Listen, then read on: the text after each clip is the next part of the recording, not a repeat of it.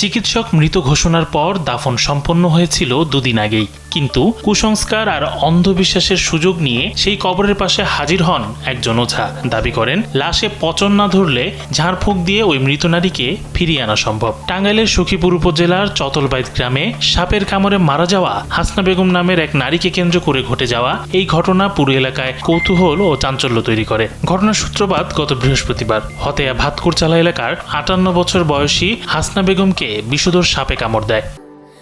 Sandalina so, রূপচর্চায় আভিজাত্য।